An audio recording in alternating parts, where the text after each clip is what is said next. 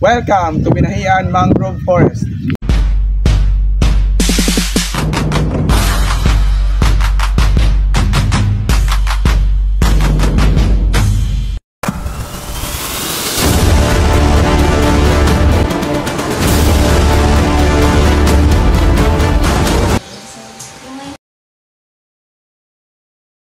Good morning po, sir.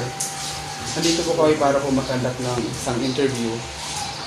We are from student from Central Rico State University of Agriculture, Sipocot Campus. So, makandak po kami ng isang interview tungkol po sa inyong Binahian Mangrove Forest. Number one po, maaari pa mo po bang ilahad ang kaunting kalaghan ng mangrove forest sa inyong lugar? Ano lang ang mangrove? Kasi yan ang wala po perfect sa dagat, kung malapit sa tabing dagat, kumbaga siya po perfecta. Sumunod, yung mga dating nawala dito tulad ng mud crab, yung alimango, pag walang mangrove, halos wala. Pero pagka mayroong maraming tanim na mangrove, nagkakaroon yung mga alimango o mud crab na tinatawag, bumabalik siya. Tapos nagiging bahayan din siya ng isda, itlogan. Sa ngayon, yan nga yan, bakanting lote dyan na dati kay Mr. Taberara, yung abandonadong fish pond. Pinataniman namin ng halos 15 o 20,000 na mangroves. Kung nakita nyo ngayon, ang tataas na na. Pero patuloy pa rin ang pagtatanim namin yan para tuloy-tuloy yung tapos pinagbabawal namin magputol.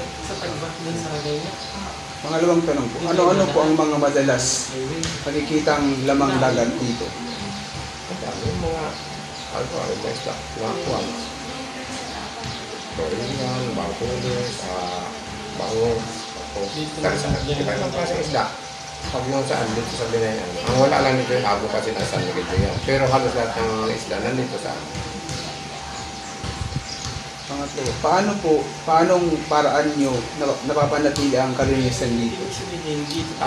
Kailangan may laging may community service o kaya clean up drive sa sabi ng dagat. Weekly kaya monthly na doon. Karoon na rin kailangan ang pagtapon ng basura nasa tama.